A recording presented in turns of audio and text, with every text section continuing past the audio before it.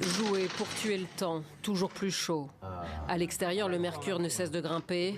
Dans les cellules, les esprits s'échauffent. À plus de 40 degrés, c'est horrible. Plus de 40 degrés dans les cellules. À 3, vous mettrez 3 chiens ici dedans. 22 heures par jour dans la cellule, c'est horrible. On voit un calvaire, c'est horrible, horrible. Nous sommes prisonniers, mais on ne peut pas mettre des gens comme ça. C'est inhumain. 3 détenus dans 9 mètres carrés, prévus pour en accueillir 2.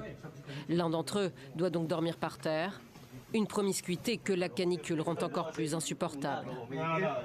On a une tension, on est crispé, il y a pour croire qu'on nous étrangle du matin au soir. Imaginez-vous à 3 ici dedans. Les détenus de la prison de Namur, construite à la fin du 19e siècle, font pourtant partie des mieux lotis en Belgique. Après plusieurs années de travaux de rénovation, l'établissement n'est plus insalubre, mais toujours surpeuplé et sans air conditionné. Les tensions montent beaucoup plus vite. La chaleur aggrave les choses pour certaines interventions, etc., qui n'auraient pas dû se passer. Ici, pas d'incident majeur à déclarer, mais l'augmentation constante du nombre de prisonniers inquiète. Comme dans les autres prisons belges, ils sont toujours plus nombreux à dormir par terre, depuis que les juges ont dû mettre à exécution les courtes peines d'emprisonnement pour lutter contre le sentiment d'impunité, mais pas seulement. Premier facteur qui explique la surpopulation carcérale, c'est la détention préventive.